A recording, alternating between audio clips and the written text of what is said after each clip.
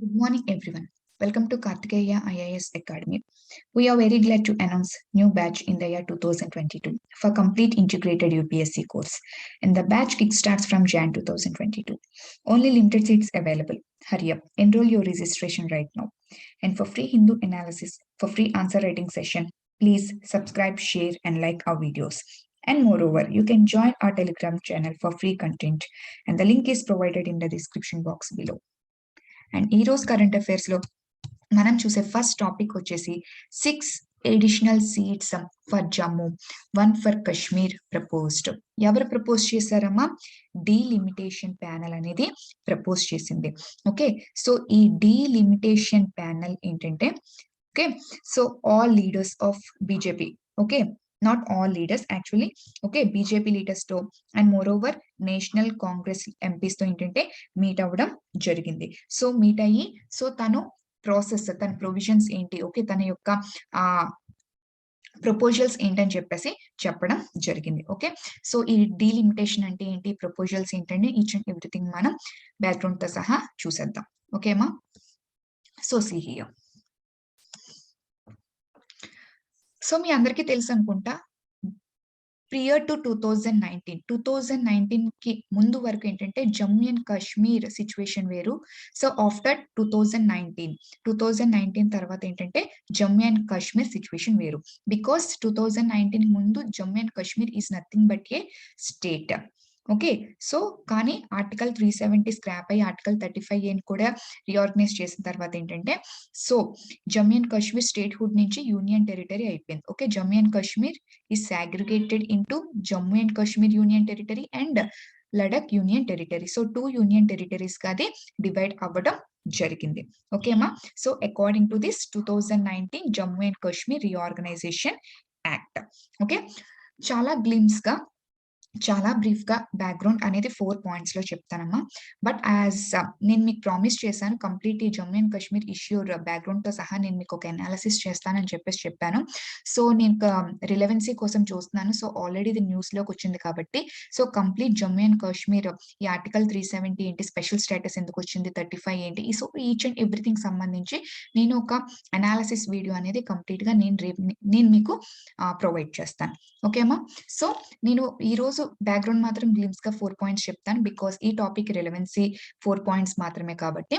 So ఈ complete 4 points analysis, complete Jammu and Kashmir background తో సహా నేను వీడియో అనేది రేపు మీకు రిలీజ్ చేస్తాను. Okay, so let us go to the topic directly. So background, so చెప్పాను కదా, సో 2019 లో ఏంటంటే మనకి ఆర్టికల్ 370 స్క్రాప్ చేయడం జరిగింది by government of India. So దానివల్ల ఏంటంటే అప్పుడు వరకు ఉన్న కాశ్మీర్ కు ఉన్న స్పెషల్ స్టేటస్ అనేది కంప్లీట్ గా కోల్పోయింది. ఎవరు? జమ్మూ అండ్ కాశ్మీర్ అనేది కోల్పోయింది. And more over article 35A పరంగా ఏంటంటే జమ్మూ అండ్ కాశ్మీర్ ఏంటంటే Jammu and Kashmir union territory and Ladakh union టెరిటరీగా ఏంటంటే 2 యూనియన్ టెరిటరీస్ గా అవి ఫామ్ అయిపోవడం జరిగాయి.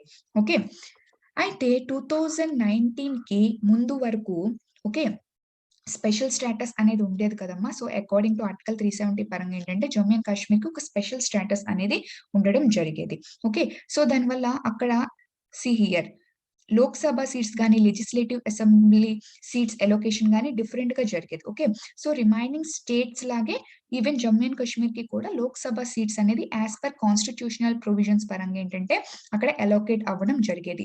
బట్ లెజిస్లేటివ్ అసెంబ్లీ సీట్స్ మాత్రం, ఓకే, సో రిమైనింగ్ స్టేట్స్ లాగా కాన్స్టిట్యూషనల్ ప్రొవిజన్స్ పరంగా అక్కడ అలొకేషన్ జరిగేది కాదు. ఓకే, ఆల్రెడీ మీకు ఐడియా ఉంటుంటుంది, జమ్మూ అండ్ కాశ్మీర్ కి డిఫరెంట్ కాన్స్టిట్యూషన్ అనేది ఉండడం జరిగింది. Okay, Jammu and Kashmir constitution. Okay, this Jammu and Kashmir constitution పరంగా ఏంటంటే అక్కడ ఉన్న లెజిస్లేటివ్ అసెంబ్లీ సీట్స్ అనేవి ఎలొకేషన్ జరిగేది. ఓకే, ఈ కాన్స్టిట్యూషన్ ని ఎవరు గైడ్ చేసేవారు, ఐ మీన్ గవర్న్ చేసేవారు by Jammu and Kashmir people representation act 1957. ఆ యాక్ట్ పరంగా ఏంటంటే ఇక్కడ ఈ లెజిస్లేటివ్ అసెంబ్లీ సీట్స్ ఎలొకేషన్ అనేది జరిగేది. ఓకే, ఇది ఫస్ట్ మేజర్ డిఫరెన్స్, చాలా చాలా ఇంపార్టెంట్.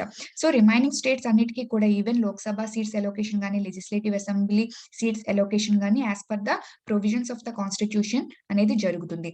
బట్ ఇక్కడ అకార్డింగ్ టు ఆర్టికల్ 370 పరంగా జమ్మూ అండ్ కాశ్మీర్ కి స్పెషల్ స్టేటస్ అనేది ఇవ్వడం జరిగింది కాబట్టి ఇక్కడ లెజిస్లేటివ్ అసెంబ్లీ సీట్స్ అలొకేషన్ మాత్రం అకార్డింగ్ టు కాన్స్టిట్యూషన్ అనేది జమ్మూ అండ్ కాశ్మీర్ కి ఇవ్వరు. Okay, Jammu and Kashmir constitution పరంగా ఏంటంటే వీళ్ళకి సెపరేట్ గా అలొకేషన్ అనేది జరిగేది. ఓకే అమ్మా. సో హియర్ 2019 లో Jammu and Kashmir reorganisation act అనేది ఇంట్రడ్యూస్ చేసి ఇంప్లిమెంట్ చేయడం స్టార్ట్ చేశారు. అందుకే కదా ఆర్టికల్ 370, ఆర్టికల్ 335A అనేది.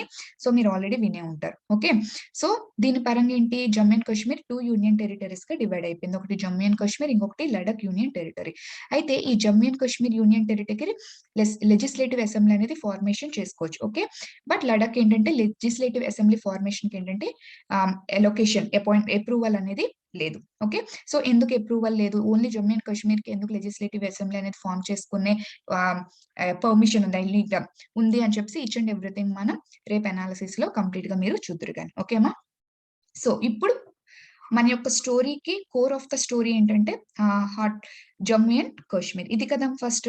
ఓకే, ఇప్పుడు జమ్మూ అండ్ కాశ్మీర్, ఇప్పుడు ఇంతకు ముందు జమ్మూ అండ్ కాశ్మీర్ లో లడక్ అనేది ఇంక్లూడ్ అయ్యి ఉండేది అండ్ మోర్ ఓవర్ అక్కడ స్టేట్ గురించి మాట్లాడడం. ఇప్పుడు జమ్మూ అండ్ కాశ్మీర్ గురించి ఏంటంటే it is A union territory which does not include Ladakh union territory. Okay, Jammu and Kashmir నేను ఒక యూనియన్ టెరిటరీ గురించి మాత్రమే మాట్లాడుతున్నాను. ఫస్ట్ ఈ పాయింట్ మీరు అర్థం చేసుకోవాలి. Okay, so Jammu and Kashmir ఏంటంటే it has to conduct delimitation exercise. Jammu and Kashmir లో డీలిమిటేషన్ ఎక్సర్సైజ్ అనేది కండక్ట్ చేయాలి. అసలు ఈ డీలిమిటేషన్ ఎక్సర్సైజ్ అంటే ఏంటి, జమ్మూ అండ్ కాశ్మీర్ లో ఎందుకు కండక్ట్ చేయాలి చూద్దాం. చూడండి, అసలు డీలిమిటేషన్ అంటే ఏంటి. It is the process of fixing limits of territorial constituencies. For example ఇది ఒక స్టేట్ ఆర్ యూనియన్ టెరిటరీ అనుకోవచ్చు. ఓకే, సో ఈ కంప్లీట్ గా ఏంటంటే ఎన్ని సీట్స్ అలొకేట్ చేస్తారు. ఓకే, అసెంబ్లీ సీట్స్ ఎన్ని అలొకేట్ చేస్తారు. ఫర్ ఎగ్జాంపుల్ ఓకే, ఇక్కడ ఫర్ ఎగ్జాంపుల్ 10,000 మెంబర్స్ ఉన్నారనుకోండి. సో 10,000 మెంబర్స్ కంటే 1000 మెంబర్ కి ఒక ఎమ్మెల్యేనా. సో అలా అలొకేషన్ అనేది జరుగుతుందంటే ఈక్వల్ రిప్రజెంటేషన్ ఉండాలి. అంటే ఈక్వల్ మెంబర్స్ కి ఈక్వల్, అంటే ఇప్పుడు ఫర్ ఎగ్జాంపుల్ 1000 మెంబర్స్ కి ఒక ఎమ్మెల్యే అనుకుంటే 1000 ఇంటూ 10, సో 10,000 కి 10 ఎమ్మెల్యేస్. ఓకే, సో 10 పార్ట్స్ గా కంప్లీట్ గా స్టేట్ ని డివైడ్ చేయాలి. 1 2 3 4 5 6 7 8 9 10. అంటే నేను ఇక్కడ ఈక్వల్ గా డ్రా చేయలేదు కానీ ఈక్వల్ గా 10 అనేది రావాలి. ఓకే, అంటే ఎంటైర్ స్టేట్ ని ఒక 10 ఈక్వల్ కాన్స్టిట్యుయెన్సీస్ బౌండరీస్ అనేది ఇక్కడ డ్రా చేయడం జరుగుతుంది. అంటే ఇక్కడ ఈక్వల్ గా అంటే ఏరియాలో, అక్కడ ఏరియాలో ఈక్వల్ కాదమ్మా. ఓకే, పీపుల్ పాపులేషన్ లో ఈక్వల్ గా ఉండాలి. ఓకే, సో కాన్స్టిట్యుయెన్సీలో పాపులేషన్ అనేది ఈక్వల్ గా ఉండేలాగా వాళ్ళు డిమార్కేషన్, ఓకే, ఒక బౌండరీస్ అనేవి డ్రా చేయడం జరుగుతుంది. ఓకే, సో మీకు డీలిమిటేషన్ అంటే అర్థమైంది అనుకుంటా. ఒక పర్టికులర్ ప్లేస్ లో ఏదైనా స్టేట్ ఆర్ యూనియన్ టెరిటరీ అనుకోవచ్చు, ఎంటైర్ పాపులేషన్ ఏదైతే ఉందో ఆ పాపులేషన్ కి ఈక్వల్ సెగ్మెంట్స్ గా వాళ్ళు డివైడ్ చేస్తారు. ఓకే, ఆ పర్టికులర్ స్టేట్ మీద డిపెండ్ అయి ఉంటుంది. సో ఎక్కువ పాపులేషన్ ఉన్న వాళ్ళకి ఎక్కువ అలొకేషన్స్ అనేవి జరుగుతాయి, తక్కువ పాపులేషన్ ఉన్న వాళ్ళకి తక్కువ అలొకేషన్స్ జరుగుతాయి. సో ఇదంతా కంప్లీట్ గా static syllabus of polity. Okay, so మనం అంత డీటెయిల్ గా ఈచ్ అండ్ ఎవ్రీథింగ్ నేను ఇక్కడ చెప్పట్లేదు. ఓకే, సో డిఫరెంట్ కాన్స్టిట్యుయెన్సీస్ అనేది డిమార్కేషన్ అనేది జరుగుతుంది. ఇక్కడ వరకు మీకు పాయింట్ అయితే, ఈ టాపిక్ కి కావాల్సిన బ్యాక్గ్రౌండ్ అయితే మీకు అర్థమైందని అనుకుంటున్నాను. Okay, so see here, population of actual గా that particular state, ఆ particular state యొక్క population, ఆ particular union territory యొక్క population by number of seats in legislative, అంటే ఆ particular state కి ఎన్ని legislative assembly seats అనేవి allocate అయ్యాయి. ఓకే, సో ఈ రెండింటిని డివిజన్ చేస్తే average number of voters in each constituency, actual గా ఈ విధంగా డిమార్కేషన్ అనేది జరుగుతుందమ్మా. ఓకే, ఒక పర్టికులర్ స్టేట్ కానీ యూనియన్ టెరిటరీ కానీ కాన్స్టిట్యుయెన్సీ కి, సో ఈ పర్టికులర్ డిమార్కేషన్ ఈ formula based all over India ఈ ఫార్ములా బేస్ చేసుకొని డివైడ్ చేయడం అనేది చేస్తారు. ఓకే, సో దీని యొక్క మెయిన్ ఎజెండా ఏంటి, so average number of voters in each constituency అనేది ఈక్వల్ గా ఉండాలి. Okay, so equal segment of people కి ఈక్వల్ రిప్రజెంటేషన్ అనేది ఉండాలి అని దీని ఉద్దేశం. Okay, see here, average number of voters in each constituency remains same గా ఉండాలి. ఓకే, సో అందుకని చెప్పేసి డీలిమిటేషన్ ప్రాసెస్ అనేది ఇనిషియేట్ చేస్తారు. అయితే ఇప్పుడు ఎందుకు ఇనిషియేట్ చేయాలి డీలిమిటేషన్, ఇప్పుడు ఎందుకు జమ్మూ అండ్ కాశ్మీర్ కి important, because Jammu and Kashmir ఇంతకు ముందు ఒక స్టేట్ హుడ్ పొజిషన్ లో ఉండేది. సో ఇప్పుడు అందులో నుంచి ఒక ప్లేస్ అనేది వెళ్ళిపోయింది. లడఖ్ రీజియన్ అనేది కంప్లీట్‌గా అక్కడి నుంచి వెళ్ళిపోయింది. అది సెపరేట్ యూనియన్ టెరిటరీ అయిపోయింది. ఇప్పుడు జమ్మూ అండ్ కాశ్మీర్‌కి సెపరేట్‌గా ఒక లెజిస్లేటివ్ అసెంబ్లీ అనేది ఫార్మ్ చేసుకుంటుంది. ఓకే. సో, ఇప్పుడు ప్రెజెంట్ ఆ రీజియన్‌లో ఉన్న పాపులేషన్ కూడా ఫిజికల్‌గా వెళ్ళిపోయారు. అక్కడ వాళ్ళది లడఖ్ రీజియన్‌కి చెందిన వాళ్ళవుతారు కాబట్టి, ఇప్పుడు జమ్మూ అండ్ కాశ్మీర్‌లో ప్రెజెంట్ పాపులేషన్ అంటున్నారు. ఆ పాపులేషన్‌ని ఈక్వల్‌గా రిప్రజెంట్ చేయడానికి ఎన్ని కాన్స్టిట్యూయెన్సీస్ సీ హియర్ ఇప్పుడు population of that particular Jammu and Kashmir. ఏ సెన్సస్ తీసుకోవాలమ్మా పాపులేషన్? 2011 సెన్సస్ పరంగా తీసుకుంటారు. ఓకే. సో, లేటెస్ట్ ఇప్పటి వరకు మనకి యాక్చువల్‌గా 2021 ఈ ఇయర్ మనకేంటంటే సెన్సస్ క్యారీ ఆన్ అని జరగాలి. ఇది ఇంకా ప్రెజెంట్ రాదు కాబట్టి 2011 సెన్సస్ పరంగా ఏంటంటే, ఇప్పుడు జమ్మూ అండ్ కాశ్మీర్‌లో ఎంత మంది పాపులేషన్ ఉన్నారో చూసి, లెజిస్లేటివ్ అసెంబ్లీకి ఎంత అలోకేట్ చేశారు జమ్మూ అండ్ కాశ్మీర్ చూసి, యావరేజ్ నంబర్ ఆఫ్ ఓటర్స్ ఎంతుండాలి ఈచ్ కాన్స్టిట్యూయెన్సీస్ అనేది వాళ్ళు డిమార్కేట్ చేయడం జరుగుతుంది. This process is nothing but delimitation. మీకు అర్థమైందని చెప్పేసి అనుకుంటున్నాను. Okay. See here. So, why for Jammu and Kashmir? Because Jammu and Kashmir statehood నుంచి యూనియన్ టెరిటరీకి వచ్చేసింది కాబట్టి, it altered the strength of legislative assembly in Jammu and Kashmir. ఇంతకుముందు Jammu and Kashmir complete Ladakh region కూడా కలిసుంది కాబట్టి, అక్కడ వేరేగా ఉంటుంది లెజిస్లేటివ్ అసెంబ్లీ స్ట్రెంగ్త్. సో, ఇప్పుడు మారిపోతుంది కాబట్టి, ఇప్పుడు కొత్తగా దానికి డిమార్కేట్ చేయవలసిన నెసెసిటీ అనేది ఉంది కాబట్టి, ప్రెజెంట్ డీలిమిటేషన్ ప్రాసెస్ అనేది జమ్మూ అండ్ కాశ్మీర్‌లో ఇనిషియేట్ చేశారు. సో, మీకు బ్యాక్‌గ్రౌండ్ అర్థమైంది అనుకుంటున్నాను. ఓకేమా? సో, డీలిమిటేషన్ ఎక్సర్‌సైజ్ ఎలా చేస్తారు? To carry out this exercise delimitation commission ఒక డీలిమిటేషన్ కమిషన్ అనేది ఎస్టాబ్లిష్ చేయడం జరుగుతుంది. ఓకేమా? సో, ఇది ఏ ఎప్పుడైతే ఇలాగ ఫర్ ఎగ్జాంపుల్ ఇప్పుడు నెసెసిటీ ఏ స్టేట్‌కొచ్చింది? జమ్మూ అండ్ కాశ్మీర్‌కొచ్చింది కదా! సో, ఏ టైంలో నెసెసిటీ అనేది ఉంటే, సో, ఆ టైంలో పార్లమెంట్ అనేది ఒక యాక్ట్ పాస్ చేస్తుంది. ఆ యాక్ట్ పాస్ చేసిన తర్వాత ప్రెసిడెంట్ ఈ యొక్క డీలిమిటేషన్ కమిషన్‌ని అపాయింట్ చేయడం అనేది జరుగుతుంది. ఓకేమా? అయితే ఈ డీలిమిటేషన్ కమిషన్‌కి చైర్‌పర్సన్‌గా ఎవరుంటారంటే, ఎక్స్ సుప్రీం కోర్ట్ జడ్జ్ అనేవాళ్ళు ఉండడం జరుగుతుంది. సో, అందులో chief election commissioner and state election commissioners కూడా ఏంటంటే, వీళ్ళు మెంబర్స్‌గా ఉండడం జరుగుతుంది. And moreover associate members. Associate members అంటే a particular state or a particular union టెరిటరీలో ఉన్న all segments of people like అక్కడున్న ఆల్ పార్టీ లీడర్స్‌ని ఏంటంటే వాళ్ళు అసోసియేట్ మెంబర్స్‌గా తీసుకుంటారు. ఫర్ ఎగ్జాంపుల్ ఇప్పుడు మన యొక్క జమ్మూ అండ్ కాశ్మీర్‌లో తీసుకుంటే నేషనల్ కాంగ్రెస్ లీడర్స్‌ని తీసుకున్నారు. లేకపోతే సో డిఫరెంట్ పార్టీస్ లీడర్స్‌ని కూడా వాళ్ళు తీసుకొని అసోసియేట్ మెంబర్స్‌గా చేసుకొని వాళ్ళ యొక్క అభిప్రాయాలు కూడా తెలుసుకోవడం జరుగుతుంది. అందుకే ఇక్కడ అసోసియేట్ మెంబర్స్ అనే పాయింట్ కూడా నేను యాడ్ చేయడం జరిగింది.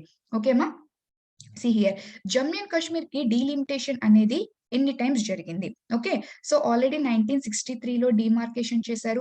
1973లో ఎక్సర్‌సైజ్ అనేది కండక్ట్ చేశారు. 1995లో కూడా ఎక్సర్‌సైజ్ అనేది కండక్ట్ చేయడం జరిగింది. ఓకే. సో, అయితే రీసెంట్‌గా మొన్నటి వరకు ఎప్పటి వరకు జరిగిందమ్మా? 1995లో కండక్ట్ చేయడం జరిగింది. 1995 అంటే ఏ సెన్సస్? 1981 సెన్సస్ పరంగా ఏంటంటే ఎవరు కండక్ట్ చేశారు? జస్టిస్ కేకే గుప్తా కమిషన్ అనేది అకార్డింగ్ టు 1981 సెన్సస్ పరంగా ఏంటంటే ఈ యొక్క డీలిమిటేషన్ ఎక్సర్‌సైజ్ అనేది జమ్మూ అండ్ కాశ్మీర్‌లో కండక్ట్ చేయడం జరిగింది. అయితే 2001 తర్వాత 2001 తర్వాత ఇప్పుడు వరకు మళ్ళీ జమ్మూ అండ్ కాశ్మీర్‌లో డీలిమిటేషన్ ఎక్సర్‌సైజెస్ అనేవి కండక్ట్ చేయలేదు. సో, ఖచ్చితంగా ప్రెజెంట్ పాపులేషన్‌లోని ఫ్లక్చుయేషన్స్ అనేవి ఉంటాయి కాబట్టి, సో, ఖచ్చితంగా మళ్ళీ కండక్ట్ చేయవలసిన నెసెసిటీ అయితే చాలా important for Jammu and Kashmir. ఈ 2 రీజన్స్ రీత్యా ఏంటంటే అంటే కండక్ట్ చేయలేదని కాదమ్మా. మెయిన్‌గా ఏంటంటే అది యూనియన్ టెరిటరీ అయిందన్న ఉద్దేశంతోనే వీళ్ళు కండక్ట్ చేయడం అయితే జరుగుతుంది. ఓకే. సో, ప్రెజెంట్ ఏ సెన్సస్ పరంగా వాళ్ళు కండక్ట్ చేస్తున్నారమ్మా? 2011 సెన్సస్ పరంగా కండక్ట్ చేయడం జరుగుతుంది. ఓకే. అయితే మీకు ఆల్రెడీ పాయింట్ స్టాటిక్ సిలబస్ చదివిన వాళ్ళకైతే ఐడియా ఉంటుంది. 2026 వరకు ఏంటంటే డీలిమిటేషన్ డీలిమిటేషన్ ఎక్సర్‌సైజ్ అనేది ఎక్కడా కూడా కండక్ట్ చేయవలసిన నెసెసిటీ లేదు. ఎందుకంటే అది స్టాటిక్‌లో లైక్ పాపులేషన్ అనేది ఏ స్టేట్‌కి ఏంటంటే పాపులేషన్ ఎక్కువగా ఉంటే వాళ్ళకి అక్కడ లోక్‌సభలోనేంటంటే అలోకేషన్స్ అనేవి ఎక్కువగా ఉంటాయి కదమ్మా! Depends on the population. So, దానివల్ల ఏంటంటే ప్రతి స్టేట్ కూడా పాపులేషన్ ఇంక్రీజ్ చేసుకుంటూ వెళ్ళిపోతుంది. రెగ్యులేషన్ అనేది లేకుండా ఫర్ మోర్ ఎలోకేషన్స్ ఇన్ లోక్‌సభలో ఎలోకేషన్స్ అనేవి ఎక్కువగా ఉండటానికి గాని, కాన్స్టిట్యూయెంట్ అసెంబ్లీస్‌లో ఎక్కువగా ఎలోకేషన్స్ అనేవి ఉండటానికి సో, వీళ్ళు ఇంక్రీజ్ చేసుకుంటూ వెళ్ళిపోతారు. ఎటువంటి పాపులేషన్ రెగ్యులేషన్స్ మెయింటైన్ చేయకుండా.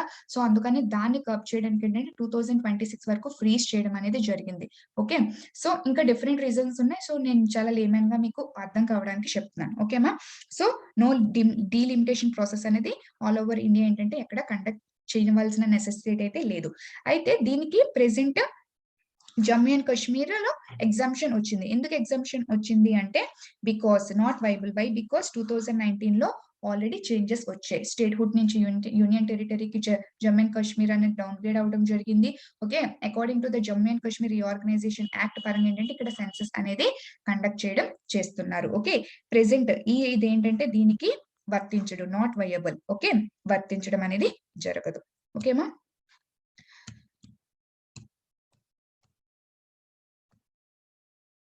సో ఇప్పుడు చూడండి, అసలు మెయిన్ ఇంపార్టెంట్ చూడండి. 2019 వరకు జమ్మూ అండ్ కాశ్మీర్ అప్పుడు ఏంటమ్మా ఇది state. Present Jammu and Kashmir ఏంటమ్మా union territory. Okay, so Jammu and Kashmir state అంటే ఏంటేంటి ఉంది? జమ్మూ అండ్ కాశ్మీర్ ఉంది, లడక్ కూడా ఉంది. కంప్లీట్ గా దీనికి okay legislative assemblies, okay constituent అసెంబ్లీకి ఎలొకేషన్ సీట్స్ ఎలొకేషన్ ఎంత ఉన్నాయమ్మా? 111. Okay, legislative assembly seat allocations ఎన్ని ఉన్నాయి కంప్లీట్ గా జమ్మూ అండ్ కాశ్మీర్ కి బేస్డ్ ఆన్ ఇట్స్ పాపులేషన్. ఆ టైంలో కండక్ట్ చేసిన సెన్సస్ పరంగా పాపులేషన్ బేసిస్ లో తనకి 111 సీట్స్ ఎలొకేషన్ అనేది జరిగింది for Jammu and Kashmir. Okay, so అందులో 107 సీట్స్ ఎవరికి? జమ్మూ అండ్ కాశ్మీర్. 4 సీట్స్ ఎవరికి? లడక్ కి. Okay, so Jammu and Kashmir reason కి 107 సీట్స్, లడక్ కి 4 సీట్స్. ఓకే, సో ఈ 107 సీట్స్ లో మళ్ళీ 24 seats Pakistan occupied Kashmir. Okay, so Pakistan occupied Kashmir. So మళ్ళీ ఇది బ్యాక్గ్రౌండ్ వెళ్ళవలసి వస్తుంది. ఓకే, సో ఆల్రెడీ ఇదేంటి పాకిస్తాన్ ఏంటంటే ఇండియన్ లో ఏంటంటే ఈ రీజియన్, సో ఏంటంటే ఈ రీజియన్ ఏంటంటే ఆక్యుపై చేసుకోవడం అనేది జరిగింది. పాకిస్తాన్ ఆక్యుపైడ్ కాశ్మీర్ అంటారు. సో ఇదేంటంటే పాకిస్తాన్ మాదని చెప్పేసి వాళ్ళు క్లెయిమ్ చేస్తారు, ఇండియా మాదని క్లెయిమ్ చేస్తారు. సో ప్రెసెంట్ దీన్ని పాకిస్తాన్ ఆక్యుపైడ్ కాశ్మీర్ అని చెప్పేసి అంటారు, ఎవరికి కూడా చెందకుండా. అసే ఎవరి వాళ్ళు అది మాది అని చెప్పేసి క్లెయిమ్ చేయడం అనేది జరుగుతుంది. దీని స్టోరీ అనేది సో హిస్టరీలో మనం చెప్పుకుందాం. సో ఈ పాకిస్తాన్ ఆక్యుపైడ్ కాశ్మీర్ కి 24 సీట్స్ అలొకేషన్ జరిగింది. అంటే ఇక్కడ మరి ఇక్కడ ఎవరి కంట్రోల్లో ఉంటుంది అంటే ప్రెసెంట్ ఆ సీట్స్ ఏమి ఫిల్అప్ అవ్వవు, వేకెంట్ గానే ఉంటాయి. బట్ అయినప్పటికీ ఎలొకేషన్ అనేది ఎందుకు చేస్తారు అంటే for symbolic representation of India claims over Pakistan occupied Kashmir. అంటే అక్కడ మేము సీట్స్ ఎలొకేషన్ చేస్తున్నామంటే ఆ రీజియన్ అనేది మాది అని మనం క్లెయిమ్ చేసుకోవడానికి సింబాలిక్ రిప్రజెంటేషన్ గా ఈ సీట్స్ ఎలొకేషన్ అనేది చేస్తారు. బట్ అవి ఎప్పుడు కూడా వేకెంట్ గా ఉండడం అనేది జరుగుతుంది. ఓకేమా? సో ప్రెసెంట్ ఎన్నమ్మా 111 సీట్స్. సో ఈ 111 సీట్స్ లో 107 seats for Jammu and Kashmir, 4 seats for Ladakh. Okay, so 2019 లో ఏంటి Jammu and Kashmir reorganisation act అనేది వచ్చింది. సో అప్పటి వరకు ఏంటి సి హియర్ ఇక్కడ లడక్ రీజియన్ అనేది మనకి ఇంకా సంబంధం లేదు, ఎందుకంటే ఇది union territory, separate union territory అయిపోయింది. ఓకే, సో ఇప్పుడు మనం ఏం మాట్లాడుకుంటున్నాం? జమ్మూ అండ్ కాశ్మీర్ గురించి మాట్లాడుకుంటున్నాం. సో జమ్మూ అండ్ కాశ్మీర్ కి ఏంటి 2019 వరకు 107 సీట్స్ అనేది ఎలొకేషన్ జరిగింది. సో ఇప్పుడు దాన్ని 114 సీట్స్ కి పెంచడం జరిగింది. అంటే ఎన్ని సీట్స్ ఇంక్రీజ్ అయ్యాయి? 7 సీట్స్ అనేది ఇంక్రీజ్ చేశారు. ఎవరు చేశారు అమ్మా? దిస్ డీలిమిటేషన్ కమిషన్ అనేది ఎక్స్ట్రా 7 సీట్స్ అనేది ప్రపోజ్ చేశారు. ఇది న్యూస్ లోకి వచ్చింది. ప్రెసెంట్ కాంటెక్స్ట్ ఇది. ఓకే, 7 సీట్స్ అనేది ప్రపోజ్ చేయడం జరిగింది. ఎలా ప్రపోజ్ చేశారు? ఆల్రెడీ బ్యాక్గ్రౌండ్ చెప్పాను కదా మీకు. ఇప్పుడున్న పాపులేషన్ బేస్డ్ ఆన్ కన్సెన్స్ చూసుకొని సెన్సస్ చూసుకొని ఏంటంటే ఓకే ఎన్ని సీట్స్ ఆ జమ్మూ అండ్ కాశ్మీర్ కి ఎన్ని సీట్స్ ఎలొకేషన్ చేస్తున్నారని చెప్పేసి చూసుకొని కాన్స్టిట్యుయెన్సీలో see here average number of voters in each కాన్స్టిట్యుయెన్సీలో ఏంటంటే వీళ్ళు క్యాలిక్యులేట్ చేసి వీళ్ళు ఫిక్స్ చేయడం జరుగుతుంది. ఓకేమా? సో 7 సీట్స్ అనేవి ఇంక్రీజ్ అయ్యాయి. అయితే జమ్మూ రీజియన్, మళ్ళీ జమ్మూ అండ్ కాశ్మీర్ లో సి హియర్ జమ్మూ రీజియన్ లో 6 సీట్స్ ఇంక్రీజ్ చేశారు. కాశ్మీర్ రీజియన్ లో 1 సీట్ అనేది ఇంక్రీజ్ చేయడం జరిగింది. ఓకేమా? So see here present Jammu and Kashmir కి 114 అంటే 107 నుంచి 114 7 సీట్స్ అనేది ఇంక్రీజ్ చేయడం జరిగింది. సో ఇక్కడ లడక్ సెపరేట్ యూనియన్ టెరిటరీ అయిపోయింది కాబట్టి మనం దీని గురించి మాట్లాడట్లేదు. Okay, so see here Jammu division కి ప్రెసెంట్ ఎన్ని ఉన్నాయి? అయితే ఇది అలొకేట్ చేసిన తర్వాత 37 అంటే జమ్మూ డివిజన్ కి 37 అంటే ఇంతకు ముందు 31 ఉండేవి. సో ఇప్పుడు 6 ప్రపోజ్ చేశారు కాబట్టి 37 అయింది ప్రెసెంట్. కాశ్మీర్ కి ఇంతకు ముందు 45 ఉండేది, ఇప్పుడు 46. 1 ప్రపోజ్ చేశారు కదా ఎక్స్ట్రా. సో కంప్లీట్ గా రెండు కలిపితే ఎంతమ్మా? ప్రెసెంట్ 83 సీట్స్ అనేది అలొకేషన్ జరిగింది for Jammu and Kashmir union territory. అయితే 83 లో 16 అయితే ఈ యూనియన్ టెరిటరీలో 16 మాత్రం ఓకే 1 మినిట్ మా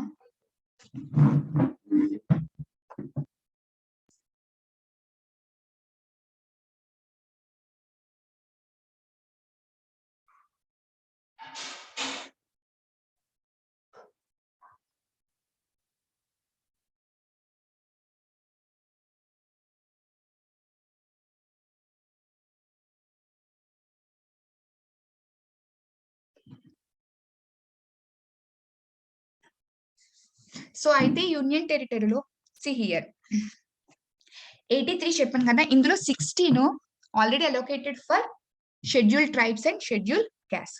సో షెడ్యూల్ ట్రైబ్స్ లో ఇన్ని 9, షెడ్యూల్ ట్రైబ్స్ కి 9 సీట్స్ రిజర్వేషన్ అనేది కేటగరైజ్ చేయడం జరిగింది, అండ్ షెడ్యూల్ క్యాస్ట్ కి 7 సీట్స్ అనేవి కేటగరైజ్ చేయడం జరిగింది. అది ఇప్పుడే కాదమ్మా, ఆల్రెడీ ఇక్కడ కూడా ఆల్రెడీ 9 సీట్స్ షెడ్యూల్ క్యాస్ట్ కి, 7 seats like 9 seats schedule tribes కి అండ్ 7 సీట్స్ ఏంటంటే షెడ్యూల్ క్యాస్ట్ కి కేటగరైజ్ చేయడం అయితే జరుగుతుంది. ఓకే, సో ప్లస్ చెప్పాను కదా, పాకిస్తాన్ ఆక్యుపైడ్ కాశ్మీర్ కి 24 సీట్స్ అనేది అలోకేషన్ జరిగింది. సో అక్కడ 24 సీట్సే, ఇక్కడ 24 సీట్సే.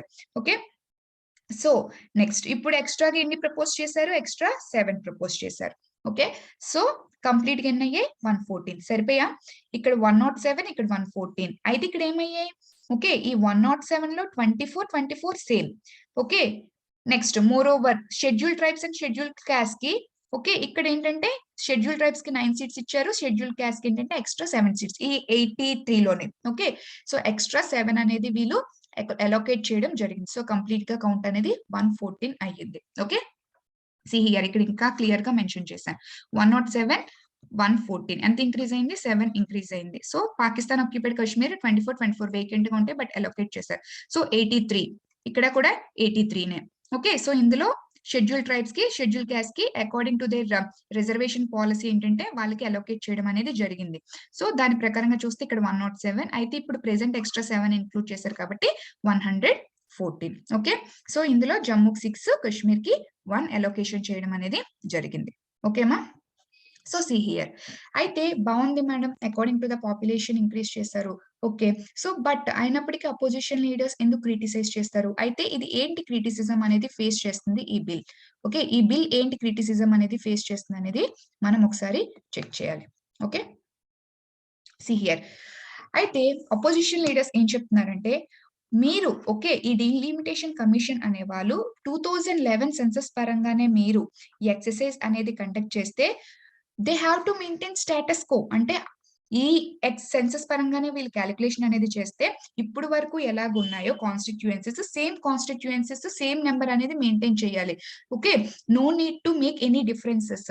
సో మళ్ళీ దాన్ని ఎటువంటి డిఫరెన్సెస్ అనేది క్రియేట్ చేయవలసిన నెసెసిటీ అయితే లేదు అని చెప్పేసి ఆల్రెడీ సుప్రీం కోర్ట్ అనేది ఒక జడ్జ్మెంట్ పాస్ చేసింది అని చెప్పేసి ఆల్రెడీ అపోజిషన్ లీడర్స్ ఏంటంటే కౌంటర్ చేయడం స్టార్ట్ చేశారు. ఎవరిని? ఎలక్షన్ కమిషన్ ఆఫ్ ఇండియాని. Okay, locker. So delimitation panel ఏంటంటే ఆల్రెడీ వీళ్ళు మీరు 2011 సెన్సస్ పరంగానే మీరు క్యాలిక్యులేషన్స్ అనేవి చేస్తున్నారు. సో మళ్ళీ స్టేటస్ కో అనేది మెయింటైన్ చేయాలి. అది ఆల్రెడీ సుప్రీం కోర్ట్ రూలింగ్ అయితే ఉంది, మీరు దాన్ని వైలేట్ చేస్తారని చెప్పేసి వాళ్ళు క్రిటిసైజ్ చేయడం స్టార్ట్ చేశారు. అండ్ మోర్ ఓవర్ అయితే supreme schedule tribes and schedule caste కి సంబంధించి సీట్స్ అలోకేషన్ ఏ డిస్ట్రిక్ట్స్ లో చేయాలి? Okay, schedule caste, schedule tribes seats allocation ఏ డిస్ట్రిక్ట్స్ లో, జమ్మూ అండ్ కాశ్మీర్ యూనియన్ టెరిటరీలో ఏ డిస్ట్రిక్ట్స్ లో ఏంటంటే వాళ్ళు కేటగరైజ్ చేయాలని మాత్రం అక్కడ స్పెసిఫై రిజర్వ్ చేయాలని స్పెసిఫికేషన్స్ అయితే వాళ్ళు చెయ్యలేదు. ఓకే, అండ్ మోర్ ఓవర్ ఇది ఒక political agenda. Okay, so BJP వాళ్ళు ఇది ఒక పొలిటికల్ ఎజెండా, దీనికి మోర్ ఓవర్ సైంటిఫిక్ అప్రోచ్ కన్నా పొలిటికల్ అప్రోచ్ అనేది ఎక్కువగా ఉంది అని చెప్పేసి కూడా వాళ్ళు ఎక్కువగా మాట్లాడడం జరిగింది. ఇది ఎందుకు జరిగిందో సి హియర్. ఇక్కడ వాళ్ళు ఏమంటున్నారంటే జమ్మూకి 6 సీట్స్ అనేది అలోకేషన్ చేశారు, కాశ్మీర్ కి 1 సీట్ మాత్రమే అలోకేషన్ చేశారు. సో జమ్మూలో బీజేపీకి ఏంటంటే వాళ్ళకి ఇష్టపడే వాళ్ళు ఎక్కువగా సిటిజన్స్ ఉండడం వల్ల పాపులేషన్, సో వాళ్ళకి సీట్ ఎలోకేషన్ అనేది ఎక్కువగా చేశారు. సో దానివల్ల వాళ్ళకి పొలిటికల్ గెయిన్స్ అనేది ఉంటది. మోర్ ఓవర్ కాశ్మీర్ లో ఏంటంటే వాళ్ళకి యాంటీగా ఎక్కువగా ఉన్నారు. సో దానివల్ల వాళ్ళకి సీట్స్ ఎలోకేషన్ అనేది తగ్గించేశారు. సో ఇది ఒక వాళ్ళ యొక్క పొలిటికల్ ఎజెండా. సో జమ్మూలో ఇంక్రీజ్ చేయడానికి మెయిన్ ఎజెండా ఏంటంటే వాళ్ళ యొక్క పొలిటికల్ గా గెయిన్ అవ్వడానికి మాత్రమే అక్కడ ఎక్కువ సీట్స్ ఎలోకేషన్ చేశారని చెప్పేసి క్రిటిసిజం అయితే చెప్తున్నారు. అయితే ఒక్కసారి మనం దీని గురించి చూస్తే ఇక్కడ చూడండి అమ్మా, సో 37-46. ఓకే, అంటే ఇంతకు ముందు చూద్దాం, ఇప్పుడు ఇది రేస్ అంటే ఇది ఎంత ఇంక్రీజ్ చేశారు జమ్మూకి 6 అంటే ఇప్పుడు అంతకు ముందు 31 ఉండేది జమ్మూకి. కాశ్మీర్‌కి ఎంత ఉండాలి? 40, 45. సో ఇలా చూస్తున్నా కాశ్మీర్‌తో కంపేర్ చేస్తే జమ్మూకేంటి సీట్స్ అలోకేషన్ అనేది చాలా తక్కువగా ఉంది కదా! సో వీళ్ళేమంటున్నారంటే సో ఇంతకు ముందు అయినా సరే మనం చెక్ చేసుకుంటే జమ్మూకి 31 ఉండేది. సో ఈక్వల్ రిప్రజెంటేషన్ మేము మెయింటైన్ చేయడానికి జమ్మూని ఏంటంటే ఇక్కడ ఇంక్రీజ్ చేసాం తప్పితే ఎటువంటి పొలిటికల్ ఎజెండా అనేది లేదు. చాలా ట్రాన్స్‌పరెంట్‌గా ఇక్కడ డీలిమిటేషన్ ఎక్సర్‌సైజ్ అనేది జరిగింది అని చెప్పేసి బీజేపీ గవర్నమెంట్ చెప్పడం జరిగింది. ఓకేమా? అండ్ మోర్ ఓవర్ ఇంకొక క్రిటిసిజం ఏంటంటే 1947లో పార్టీషన్ జరిగినప్పుడు 8,00,000 పీపుల్ అనేది కంప్లీట్‌గా డిస్‌ప్లేస్ అయిపోయారు జమ్మూ అండ్ కాశ్మీర్‌లో. ఓకే. సో పార్టీషన్‌లో ఏంటంటే చాలా లైఫ్స్ అనేవి పోయాయి. సో చాలా మనం చాలా వయలెన్స్ అనేది చూసాం. ఈ టైంలో 8,00,000 పీపుల్ అని కంప్లీట్‌గా జమ్మూ అండ్ కాశ్మీర్‌లో డిస్‌ప్లేస్ అయిపోవడం జరిగింది. అయితే వాళ్ళు ఈవెన్ థో జమ్మూ అండ్ కాశ్మీర్‌లో ఉన్నప్పటికీ కూడా వాళ్ళకి ఎటువంటి ఓటింగ్ రైట్స్ అనేవి లేవు. సో వాళ్ళని అడ్రెస్ చేస్తూ కూడా ఎటువంటి ప్రొవిజన్స్ అనేది వీళ్ళు మ్యాండేట్‌లో ఇవ్వలేదు అని చెప్పేసి కూడా క్రిటిసిజమ్స్ ఫేస్ చేస్తున్నారు. ఓకే. సో 8,00,000 పీపుల్ అనేది it's not a small count కదమ్మా. 8,00,000 పీపుల్. వాళ్ళకి ఎటువంటి ఓటింగ్ రైట్స్ లేకుండా ఉన్నారు. సో వాళ్ళని అడ్రెస్ చేయడానికి కూడా ఎటువంటి మ్యాండేట్స్ అనేవి లేవు. ఎటువంటి ప్రొవిజన్స్ అనేవి లేవు అని కూడా క్రిటిసిజమ్స్ అనేవి ఫేస్ చేస్తున్నారు. Okay. So whatever it is. So statehood నుంచి జమ్మూ అండ్ కాశ్మీర్ యూనియన్ టెరిటరీలకి డిగ్రేడ్ అయిన తర్వాత ఖచ్చితంగా దానికి డీలిమిటేషన్ ఎక్సర్‌సైజ్ అయితే ఖచ్చితంగా చేయాలి.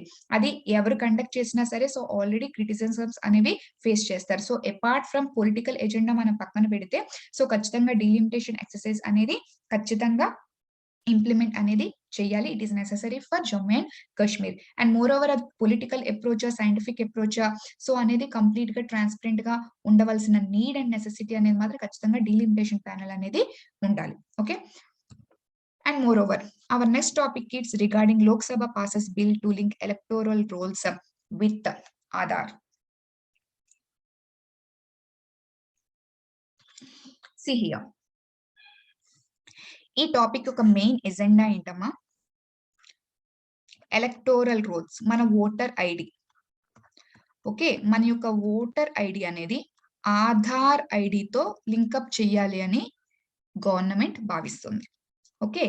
సో ఓటర్ ఐడితో ఆధార్ ఐడి లింకప్ చేస్తే చాలా ట్రాన్స్‌పరెంట్‌గా ప్రాసెస్ అనేది ఉంటుంది అని గవర్నమెంట్ వాదిస్తుంది. అయితే ఇందులో ట్రాన్స్‌పరెన్సీ ఎక్కువగా ఉండదు.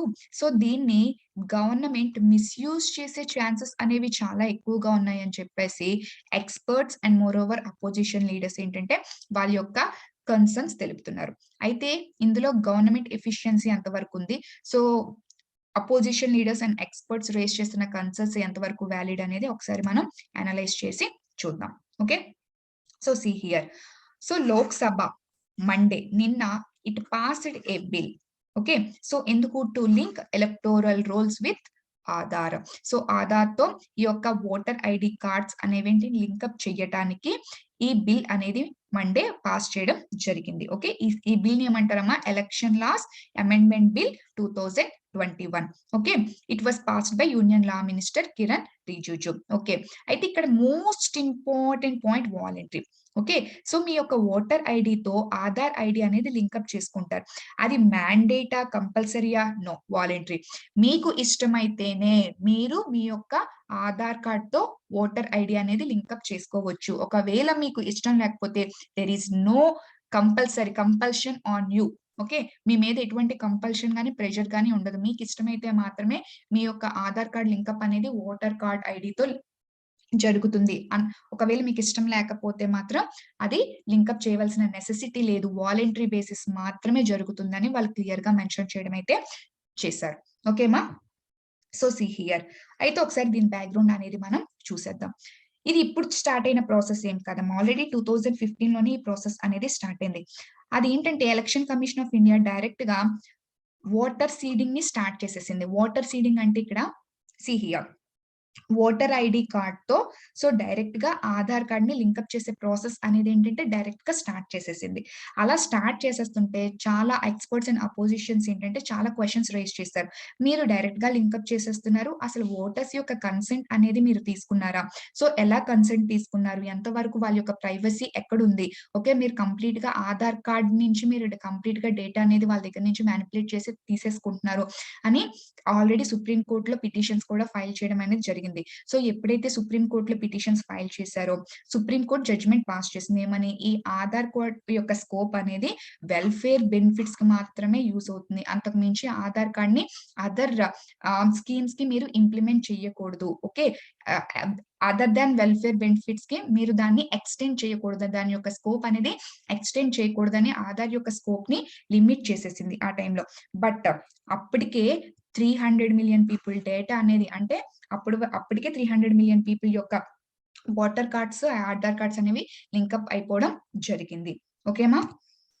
అయితే 2018లో ఆధార్ కార్డ్ యాక్ట్ అనేది రావడం జరిగింది. అయితే సుప్రీం కోర్ట్ ఏంటంటే ఆధార్ కార్డ్ అనేది దాని యొక్క ఇంపార్టెన్స్, దాని యొక్క మ్యాండేట్ సో, దానికి సంబంధించిన వచ్చిన అన్ని కాంట్రోవర్సీస్ ఏంటంటే అది చెక్ చేసుకొని ఫైనల్‌గా ఆధార్ కార్డ్ యాక్ట్ అనేది అప్‌హెల్డ్ చేసింది. ఓకే. సో, అప్‌హెల్డ్ చేస్తే అయితే అందులో ఉన్న కొన్ని కీ ప్రొవిజన్స్‌ని మాత్రం అది స్ట్రైక్ డౌన్ చేసింది. ఇక్కడ చాలా చాలా ఇంపార్టెంట్ పాయింట్ చెప్తున్నాను. చాలా జాగ్రత్తగా వినాలి. ఓకే. అందులో కొన్ని సెవెరల్ కీ ప్రొవిజన్స్‌ని అది స్ట్రక్ డౌన్ చేసింది. అందులో మోస్ట్ ఇంపార్టెంట్ కీ ప్రొవిజన్ ఏంటమ్మా? Section 33 clause 2. సో, అదేంటంటే గవర్నమెంట్‌కి విపరీతమైన పవర్ ఇచ్చేస్తుందది. సెక్షన్ 33 క్లాజ్ 2 ఆధార్ యాక్ట్‌లో section 33 clause 2 it is giving potential empower to the government. చూడండి ఎందుకో. Which allowed the government to share the data in the name of national security. National security పేరు మీద government ఏంటంటే ఆ డేటాని షేర్ చేసుకోవచ్చు. For example నా దగ్గరున్న ఆధార్ డేటా సో, నేను అదర్ గవర్నమెంట్ ఏజెన్సీస్‌కి ఇచ్చుకోవచ్చు. ఫర్ ఎగ్జాంపుల్ ఎలక్షన్ కమిషన్ ఏంటంటే తన దగ్గరున్న ఓటర్ లిస్ట్ అనేది సో, ఆధార్ వాళ్ళ దగ్గర తీసుకోవచ్చు. Okay. Different inter governmental agencies అంటే ఒక మినిస్ట్రీస్ నుంచి ఒక మినిస్ట్రీకి ఈ డేటాస్ అనేవి షేర్ చేసుకునే ఛాన్స్ అనేది ఉంటుంది. In the name of national security అని చెప్పేసి ఆ క్లాజ్ అనేది ఉండడం జరిగింది. అయితే దాన్ని సుప్రీం కోర్ట్ స్ట్రైక్ డౌన్ చేసేసింది. ఓకే. సో, నేషనల్ సెక్యూరిటీ పేరిట ఏంటంటే గవర్నమెంట్‌కి ఎటువంటి ఇంటర్వెన్షన్ అనేది ఉండకూడదు. ఓకే. ఆ డేటా షేర్ చేయడానికి ఆ ఇండివిడ్యువల్ యొక్క కన్సెంట్ ఇష్టంతో మాత్రమే జరగాలి. ఓకే. తనకిష్టం లేకుండా నేషనల్ సెక్యూరిటీ పేరు చెప్పి మీరు ఇష్టం వచ్చినట్టు ఈ సిటిజన్స్ యొక్క డేటాని మీరు షేర్ చెయ్యకూడదు అని చెప్పేసి సుప్రీం కోర్ట్ చెప్పడం జరిగింది. అయితే ఈవెన్ దో సుప్రీం కోర్ట్ ఆ క్లాజ్‌ని స్ట్రైక్ డౌన్ చేసినప్పటికీ నాట్‌విత్‌స్టాండింగ్ విత్ దిస్ సో, దానితో ఆగలేదు. Okay. So, government of India again pushing for seeding. మళ్ళీ ఓటర్ ఐడీ కార్డ్‌ని ఆధార్ ఐడీ కార్డ్‌తో ఏంటంటే మళ్ళీ లింకప్ చేయడానికి ట్రై చేస్తుంది. అలా ట్రై చేస్తూనే మళ్ళీ రీసెంట్‌గా budget session of parliament in 2020లో జరిగిన బడ్జెట్ సెషన్ ఆఫ్ పార్లమెంట్‌లో ఏంటంటే మళ్ళీ దీన్ని ఇంట్రొడ్యూస్ చేయడం, దీని గురించి మాట్లాడడం అనేది జరిగింది. ఓకే. అయితే చూడండి. జనరల్‌గా మనకి ఎలక్టోరల్ డేటా అనేది okay. Election commission of India డేటాబేస్‌లో మాత్రమే ఉంటుందమ్మా. ఇంకెక్కడ కూడా ఉండదు. ఓకే. చాలా అథెంటిక్ డేటా. ఓకే. చాలా important. Okay. So, complete political ఫ్రేమ్‌వర్క్‌నే మార్చేస్తది ఆ డేటా. ఓకే. సో, అందుకని చెప్పేసి చాలా జాగ్రత్తగా మెయింటైన్ చేస్తారు election commission of India. Okay. దాని వెరిఫికేషన్ ప్రాసెస్ అనేది కంప్లీట్‌గా వాళ్ళ హ్యాండ్ ఓవర్‌లోనే ఉంటుంది. So, and it is separate from other government databases. Other government డేటాబేసెస్‌కి కంప్లీట్‌గా సెపరేట్‌గా ఉంటుంది. ఓకే. ఇది కంప్లీట్‌గా regulation, verification each and everything election commission of India మాత్రమే చూసుకోవడం జరుగుతుంది. ఓకేమా? అయితే సీ హియర్. సో, ప్రెజెంట్ ఏం చేస్తున్నారు? ఓకే. ఈ యొక్క ఓటర్ ఐడీ కార్డ్స్‌ని ఈ యొక్క ఆధార్ కార్డ్‌తో ఏంటంటే వీళ్ళు లింకప్ అనేది చేస్తున్నారు. అయితే ఇప్పుడు డేటా ఎవరెవరికి అవైలబుల్ అవుతుంది? So, this election commission of ఇండియాకి అవుతుంది అండ్ ఆధార్ కార్డ్ వీళ్ళు యూఐడీఏఐ ఇవి ఎవరికుందో వాళ్ళ దగ్గర కూడా ఉంటుంది. ఇది ఎవరు మెయింటైన్ చేస్తున్నారమ్మా? Government of India. సో, ఆటోమేటిక్‌గా ఎవరి హ్యాండ్స్‌లోకి డేటా ఎళ్ళిపోతుంది? గవర్నమెంట్ చేతిలోకి డేటా ఎళ్ళిపోతున్నట్టే కదా! ఇది మేజర్ కన్సర్న్. అంటే ఎలక్టోరల్ నేమ్స్ ఎవరున్నారు? ఎంతమంది వాళ్ళ డేటా అంతా ఎలక్టోరల్‌లో అవి ఉండవు. ఓకే. ఎలక్టోరల్ రోల్‌లో డేటాలో లైక్ వాళ్ళ క్యాస్ట్ గాని, రిలీజియన్ గాని, వాళ్ళ యొక్క డెమోగ్రాఫిక్ డేటా అనేది ఓటర్ ఐడీ కార్డ్స్‌లో ఉండవు. కానీ ఎక్కడుంటాయి? ఆధార్ కార్డ్‌లో ఉంటాయి. సో, ఇప్పుడు ఈ 2 లింకప్ చేయడం వల్ల సో, గవర్నమెంట్‌కి ఏం తెలిసిపోతుంది? ఓకే. కంప్లీట్‌గా వాళ్ళ యొక్క సిటిజన్ యొక్క డెమోగ్రాఫిక్ డేటా అనేది వీళ్ళకొచ్చేస్తది. అది వీళ్ళు మిస్‌యూజ్ చేసే ఛాన్సెస్ అనేవి చాలా ఎక్కువగా ఉన్నాయని వీళ్ళు భయపడుతున్నారు. Okay. So, see here. Data అనేది వీళ్ళ దగ్గర ఉంటుంది. వీళ్ళ దగ్గర ఉంటుంది. సో, ఇండైరెక్ట్‌గా గవర్నమెంట్ చేతిలోకి డేటా వెళ్ళిపోతుందని చెప్పేసి వీళ్ళు భయపడడం అయితే జరుగుతుంది. కన్సర్న్స్ అయితే రైజ్ చేస్తున్నారు. ఓకే. అయితే ఇలా లింకప్ చేయడానికి ఏంటంటే వీళ్ళు they have to amend. Okay. Representation of people's act వీళ్ళు 1950 రిప్రజెంటేషన్ ఆఫ్ పీపుల్స్ యాక్ట్ 1915 ఏంటంటే వీళ్ళు అమెండ్ చేసి they are trying to link up this voter ID card with this Aadhaar card. Okay. So, see here. ఎందుకు madam అంత apprehensions? నిజంగా ఏమైనా misuse చేసే cases ఉన్నాయా అంటే, మన యొక్క Telugu states both Telangana and ఆంధ్రప్రదేశ్‌లో కూడా అవి ఆల్రెడీ రీసెంట్‌గా జరిగిన కేసెసే వాళ్ళు ఎగ్జాంపుల్‌గా ఇవ్వడం కూడా జరిగింది. See here. సో, తెలంగాణ 2020లో ఓకే. సో, లోకల్ ఎలక్షన్స్ జరుగుతున్నప్పుడు ఓటర్ ఐడెంటిటీని వెరిఫై చేయడానికి తెలంగాణ గవర్నమెంట్ ఫేషియల్ రికాగ్నిషన్ టెక్నాలజీని యూజ్ చేసిందంటమ్మా. ఓకే. సో, ఈ ఫేషియల్ రికాగ్నిషన్ టెక్నాలజీని యూజ్ చేయడానికి ఎటువంటి లీగల్ ప్రొవిజన్స్ అనేవి లేవు. ఓకే. ఎటువంటి లీగల్ ప్రొవిజన్స్ లేకుండా ఓకే. లాని వైలేట్ చేస్తూ తెలంగాణ ఈ యొక్క టెక్నాలజీని యూజ్ చేసింది. ఎందుకు? To verify voter identity. Voter ఐడెంటిటీని ఫేషియల్ రికాగ్నిషన్ టెక్నాలజీ యూజ్ చేసింది. దీనికి ఎటువంటి లీగల్ ప్రొవిజన్స్ లేవు. ఓకే. ఇది ఎలా యూజ్ చేసింది ఈ సాఫ్ట్‌వేర్‌ని అంటే ఇట్ ఈస్ యూజ్డ్ ఫ్రమ్ దీనికి ఎలా వచ్చాయి ఫోటోస్? ఫేషియల్ రికగ్నిషన్ అంటే కంప్లీట్ సాఫ్ట్‌వేర్ వాళ్ళ ఫోటో స్కాన్ అనేది చేయాలి. ఎలా వచ్చింది? States resident data hub application నుంచి వచ్చిందమ్మా. ఓకే. సో, ఎవరు ప్రొవైడ్ చేశారు? ఆ స్టేట్ యొక్క రెసిడెంట్ డేటా హబ్ అప్లికేషన్ అనేది వాళ్ళకి ప్రొవైడ్ చేసిందంట. అయితే ఆల్రెడీ 2015లోనే దీనికి సంబంధించి సుప్రీం కోర్ట్ రూలింగ్ అనేది ఇవ్వడం జరిగింది. 2015లో ఇస్తే అయినా దాన్ని వైలేట్ చేస్తూ 2020లో తెలంగాణ గవర్నమెంట్ వైలేట్ చేస్తూ సుప్రీం కోర్ట్ రూలింగ్‌ని కూడా వైలేట్ చేస్తుంటే ఇది ప్రాసెస్ చేయడం అయితే చేసింది. ఓకే. ఏమని చెప్పింది supreme court? Prohibition of such collection of information. Okay. So, మీరు మీ యొక్క స్టేట్ గవర్నమెంట్ రన్ చేసే వెబ్‌సైట్స్ నుంచి గాని, ఓకే, సాఫ్ట్‌వేర్స్ నుంచి గాని మీరు ఇన్ఫర్మేషన్ డ్రైవ్ చేసుకొని, ఇటువంటి ఇన్ఫర్మేషన్‌ని మీరు కలెక్ట్ చేస్తే అది దే ఆర్ వయలేటింగ్ లా అని చెప్పేసి ఆల్రెడీ సుప్రీం కోర్ట్ జడ్జ్‌మెంట్ ఇచ్చింది. దాన్ని ప్రొహిబిట్ కూడా చేసింది. అది ఈవెన్ దో 2015లో ప్రొహిబిట్ చేసినప్పటికీ కూడా తెలంగాణ గవర్నమెంట్ 2020లో యూజ్ చేసింది. So, see here. అప్పుడే మిస్‌యూజ్ అనేది స్టార్ట్ చేయడం కాదు. దీనికన్నా ముందే వీళ్ళు ఆల్రెడీ డిఫరెంట్ సోర్సెస్ ద్వారా మిస్‌యూజ్ అనేది చేస్తున్నారు. Second one. ఆంధ్రప్రదేశ్‌లో 5.167 మిలియన్ ఫ్యామిలీస్ లొకేషన్ అనేది ట్రేస్ చేసేసేయొచ్చంటమ్మా. ఓకే. ఎలా ట్రేస్ చేస్తారు? They can be tracked from website run by government. Government ఒక వెబ్‌సైట్ రన్ చేస్తుందంట.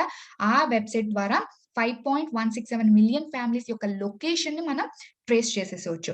అయితే దానికి సెర్చ్ క్రైటీరియా చూడండి. చాలా ఇంట్రెస్టింగ్ పాయింట్. సెర్చ్ క్రైటీరియా ఏంటంటే religion and caste. Okay. Religion and caste search క్రైటీరియాను మనం బేస్ చేసుకొని గవర్నమెంట్ యొక్క రన్ చేస్తున్న వెబ్‌సైట్‌లో గాని మనం లాగిన్ అవ్వగలిగితే we can trace 5.16 million families according to their religion. ఏ రిలీజియన్‌లో ఎంతమంది ఉన్నారని మనకు క్లియర్‌గా తెలిసిపోతుంది. They are not misusing the data here? So, మీకు డౌట్ వస్తుంది కదా! సో, అదే ఇప్పుడు ఎక్స్‌పర్ట్స్ రైజ్ చేస్తున్న కన్సర్న్స్. సో, డైరెక్ట్‌గా లింకప్ చేయకుండా ఉంటేనే వీళ్ళు డిఫరెంట్ సాఫ్ట్‌వేర్స్ రన్ చేసి సో, డిఫరెంట్ టెక్నాలజీ ద్వారా గవర్నమెంట్ ఏజెన్సీస్ నుంచి వీళ్ళు ఇలా లింకప్ చేసుకుంటున్నారు. రేపు డైరెక్ట్‌గా ఆధార్ కార్డ్ తింటే so, Aadhaar card is present ఏంటంటే అథెంటిక్ డేటా. మన యొక్క డెమోగ్రాఫిక్ డేటా కంప్లీట్‌గా ఆధార్ కార్డ్ అనేది ఉంటుంది. దట్ టూ మనం బయోమెట్రిక్స్ యూజ్ చేస్తాం. ఓకే. సో, దాన్ని మిస్‌యూజ్ చేసే ఛాన్సెస్ చాలా ఎక్కువగా ఉన్నాయని చెప్పేసి కన్సర్న్స్ అయితే రైజ్ చేస్తున్నారు. ఓకే. సో, మన యొక్క complete demographic data, location each and everything అనేది వాళ్ళు మిస్‌యూజ్ చేసే ఛాన్సెస్ అనేది ఉంది. సో, సీ హియర్ టార్గెట్ చేస్తూ సర్విలియన్స్ అనేది చేయొచ్చు. ఓకే. పొలిటికల్ అడ్వర్టైజింగ్ అంటే ఏ సెక్షన్ ఆఫ్ పీపుల్ ఏ ఏరియాలో ఉన్నారు. సో, దానికి సంబంధించిన పొలిటికల్ అడ్వర్టైజింగ్ దానికి సంబంధించిన ఓకే. మాకు అపోజిషన్ ఇక్కడ ఉన్నారా? సో, ఈచ్ అండ్ ఎవ్రీథింగ్ అనేది వాళ్ళకి తెలిసిపోతుంది. ఓకే. ఓపెన్ అయిపోతుందని చెప్పేసి కన్సర్న్స్ రైజ్ చేస్తున్నారు. అయితే మన యొక్క తెలంగాణ, ఆంధ్రప్రదేశే కాదమ్మా. నేషనల్ క్యాపిటల్ రీజియన్ అయిన ఢిల్లీలో కూడా రీసెంట్‌గా 2020లో ఆల్రెడీ ఐడియా ఉంటుంది. ఢిల్లీ పోలీస్ రియోట్స్ జరిగాయి. సో, అక్కడ ఢిల్లీ పోలీస్ ఏంటంటే ఎలక్షన్ కమిషన్ ఆఫ్ ఇండియాని అప్రోచ్ అయ్యారు. సో, దేనికి? సో, ఈ రియోట్స్‌లోనేంటంటే మేము కొంతమంది ఫేసెస్‌ని మేము క్యాప్చర్ చేసాము. So, election commission of India దగ్గరికి వెళ్లి మాకొకసారి ఓకే. నార్త్ ఈస్ట్ రీజియన్‌లో ఢిల్లీ రీజియన్‌లో ఉన్న వాళ్ళ నేమ్స్ అనేది మాకివ్వండి ఒకసారి. సో, మేము మ్యాచ్ చేసి చూసుకుంటామని చెప్పేసి వీళ్ళు డేటా డైరెక్ట్‌గా వెళ్లి అడగటం జరిగింది. అయితే దానికి election commission of India starting లో ఒప్పుకోలేదు. But what ever it is government ఏం చెప్తే అది చేయాలి కాబట్టి ఫైనల్ గా ఏంటంటే అది తలవంచి అది వెరిఫికేషన్ కి అయితే అలో చేసింది. సో ఈ విధంగా ఎంత అథెంటిక్ గా ఉండాలి ఎలక్షన్ కమిషన్ ఆఫ్ ఇండియా దగ్గర డేటా, బట్ అయినప్పటికీ కూడా ఒక ఇన్వెస్టిగేషన్ పర్పస్ మీద ఇది ఇవ్వటం జరిగింది. సో అయితే దీన్ని కాంట్రడిక్ట్ చేస్తూ, సో దీన్ని అపోజ్ చేస్తూ చాలా మంది దీని మీద కన్సర్న్స్ రైజ్ చేసినప్పటికీ ఎలక్షన్ కమిషన్ ఆఫ్ ఇండియా దీన్ని తోసిపుచ్చుకుంటూ వచ్చింది. ఓకే, మా దగ్గర డేటా అనేది చాలా అథెంటిక్ గా ఉంటుంది. మేము దానికి ఓన్లీ ఫిజికల్ ఇన్స్పెక్షన్ అంటే ఈ ఫోటో, సో ఇది ఏ ఫిజికల్ ఇన్స్పెక్షన్, ఇది ఏనా కాదా, ఇది బీనా, సో ఫిజికల్ ఇన్స్పెక్షన్ కి మాత్రమే మేము ఇచ్చాము.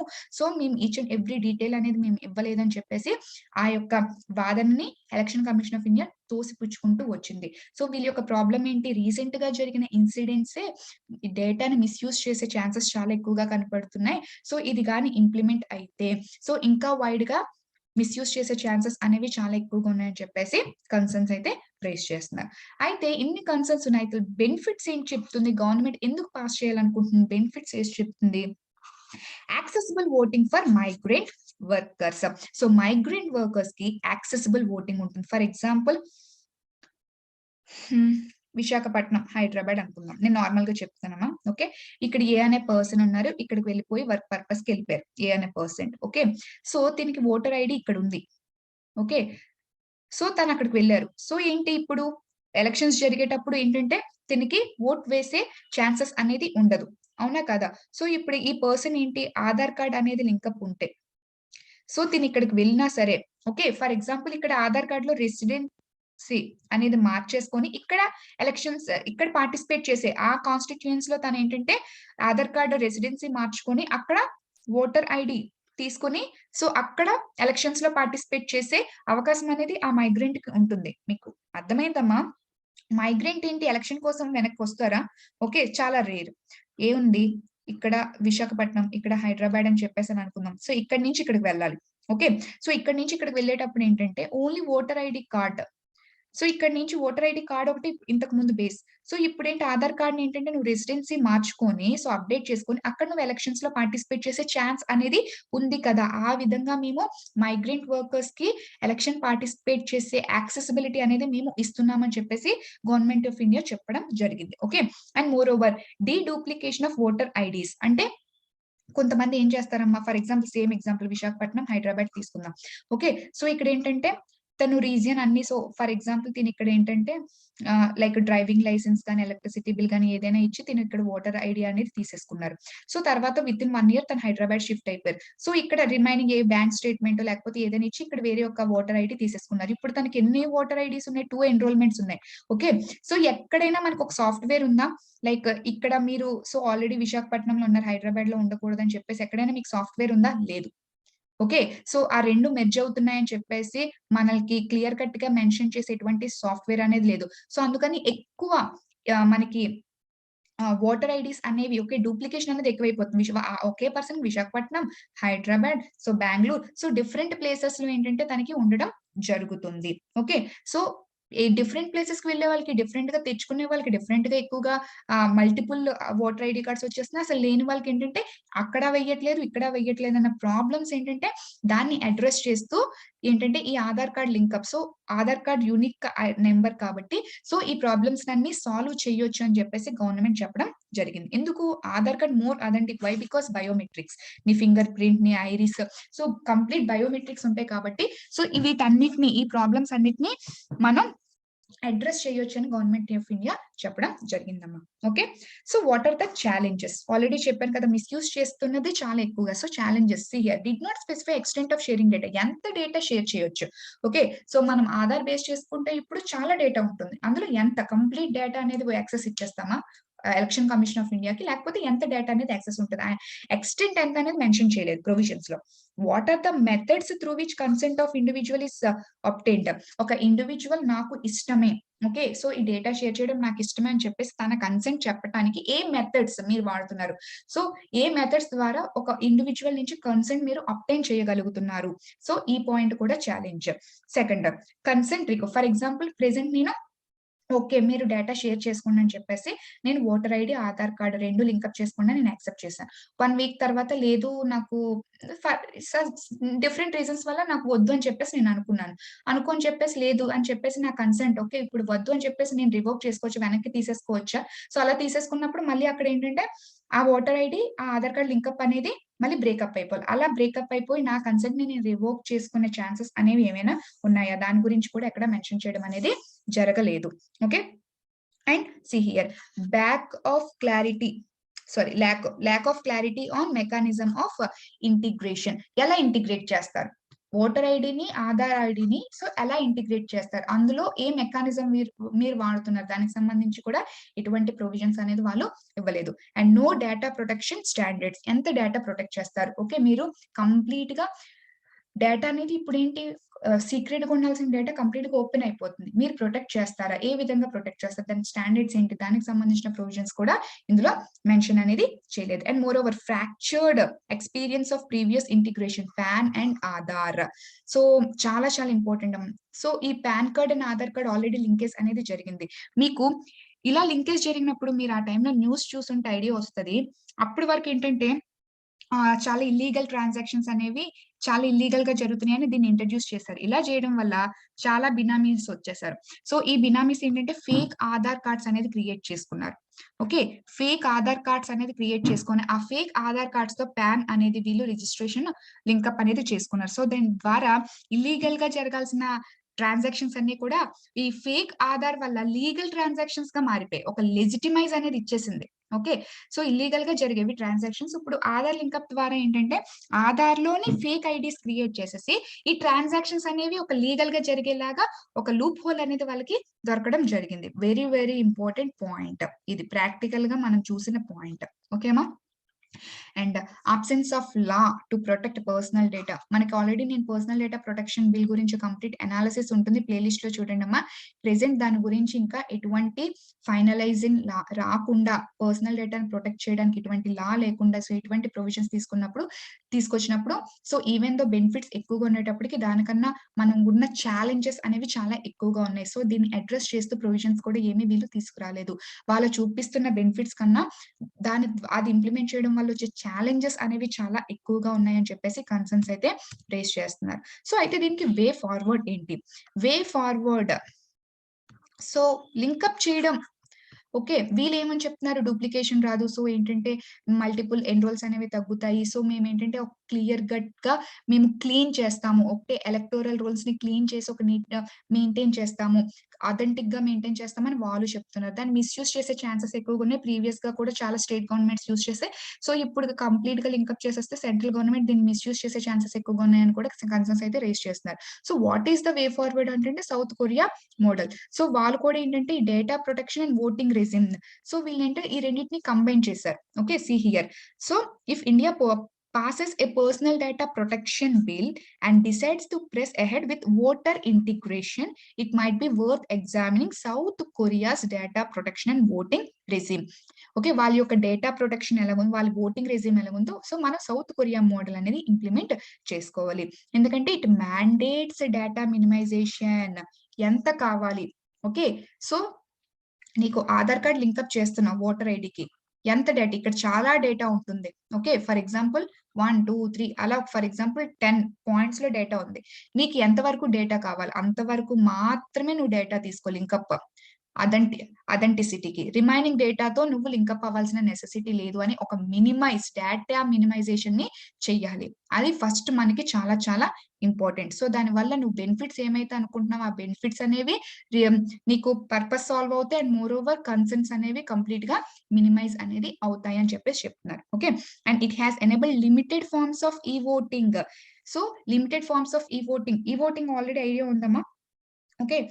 So, and other e-governance frameworks while ensuring strong data protection laws to facilitate this push. Strong data protection laws implement చేయాలి. లిమిటెడ్ ఫార్మ్స్ ఆఫ్ ఈ-వోటింగ్ అనేది మనం ఈ-వోటింగ్ అని, ఈ-గవర్నెన్స్ ఫ్రేమ్‌వర్క్స్ కానీ చాలా అంటే డిజిటల్‌గా వోటింగ్. సో, మీరేంటంటే కోవిడ్-19 టైమ్‌లో యూఎస్ ఎలక్షన్స్ చూస్తే మీకు అర్థమై ఉంటుంది. సో, వాళ్ళ యొక్క వోటింగ్ అనేది ఈమెయిల్స్ ద్వారా వాళ్ళు చేయడం. సో, జనరల్‌గా మనం ఏం చేస్తాం లైక్ ఆర్మీ పర్సన్స్ వాళ్ళకి సో, మీరు చూసే ఉంటారు. ఓకే. సో, సో, వాళ్ళు ఒక దగ్గర నుంచి ఒక అక్కడికి వెళ్లి బ్యాలెట్స్ అనేవి అక్కడ లైక్ చాలా డిజేబుల్ పర్సన్స్ గాని, ఓల్డ్ పర్సన్స్ ఉంటే బ్యాలెట్స్ అనేవి అక్కడకి తీసుకువెళ్లి వాళ్ళ దగ్గర ఓట్ అనేది వేయించుకొని వీళ్ళు తీసుకొస్తారు. ఓకే. సో, అక్కడి నుంచి ఇప్పుడు స్లోగా ఏంటంటే ఈ ఓటింగ్ ప్రాసెస్ అంటే ఈమెయిల్స్ ద్వారా వేయడం. సో, ఈ ప్రాసెస్ అన్ని కొత్తగా వచ్చాయి కదా! సో, అవి కూడా చాలా లిమిటెడ్‌గా చేయడం జరిగింది. ఓకే. సో, మెయిన్‌గా డేటా ప్రొటెక్షన్ అనేది చాలా చాలా స్ట్రాంగ్ అనేది స్ట్రెంథెన్ చేయాల్సిన నెసెసిటీ అనేది ఇలాంటి టైంలో చాలా చాలా ఇంపార్టెంట్ అనేది చెప్తున్నారు. And more over burden of proof. Okay. ఎందుకు డేటా అనేది ఎందుకు కలెక్ట్ చేశారు? ఆ డేటా కలెక్టర్ అనేది చెప్పగలగాలి. ఓకే. ఆ పర్సన్ ఫర్ ఎగ్జాంపుల్ బి అనే పర్సన్ ఏ దగ్గర డేటా కలెక్ట్ చేశారు. ఈ ప్రూఫ్ ఏ అనే పర్సన్ దగ్గర నువ్వు డేటా ఎందుకు కలెక్ట్ చేసావు? ఎంత కలెక్ట్ చేసావు? తను కన్సెంట్ తెలిపారని నువ్వు ప్రూవ్ చేస్తావు. తినంటాడు ఫస్ట్ నేను ఓకే. నేను డేటా ఏ అనే పర్సన్ అంటారు. ఓకే. లింకప్ చెయ్యి అంటారు. ఫర్ ఎగ్జాంపుల్ తిను కోర్ట్‌కి వెళ్లి నాకిష్టం లేకుండా డేటా కలెక్ట్ చేసి లింకప్ చేశాడని చెప్పేసి ఏ ఎళ్లి సుప్రీం కోర్ట్‌కెళ్లి ఫైల్ చేసిందనుకుందాం. ఓకే. సో, అప్పుడు ప్రూఫ్ ఎవరుండాలి? బి. తన కన్సెంట్‌తోనే నేను డేటా అనేది లింకప్ చేశాను అన్న ప్రూఫ్ ఎవరి మీద బర్డెన్ ఉంటుంది? ఓకే. సౌత్ కొరియాలో డేటా కలెక్టర్ మీద ఉంటుంది. సో, వాళ్ళు అప్పుడు చాలా జాగ్రత్తగా డేటా కలెక్షన్ అనేది చేస్తారు. కొన్ని గైడ్‌లైన్స్ అనేది ఫ్రేమ్‌వర్క్ చేసి, ఆ గైడ్‌లైన్స్ పరంగా వాళ్ళు డేటా కలెక్షన్ అనేది చేస్తారు. సో, అలాంటి ప్రొవిజన్స్ కూడా తీసుకురావాల్సిన నెసెసిటీ అయితే చాలా చాలా ఉంది. సో, మనం అప్‌డేట్ అవుతూ ఓకే. అడ్వాన్స్ అవ్వాల్సిన నెసెసిటీ ఉన్నప్పటికీ కూడా దానిలో ఎదురయ్యే ఛాలెంజెస్‌ని మాత్రం మనం ఫేస్ చేస్తూ ట్రాన్స్‌పరెంట్‌గా, ఎఫిషియంట్‌గా గవర్నమెంట్ వర్క్ చేసినప్పుడు ఏదైనా ముందుకు వెళ్తుంది. ఓకే మా. So, anyway that's all about today. Have a nice day. Thank you. Thank you one and all.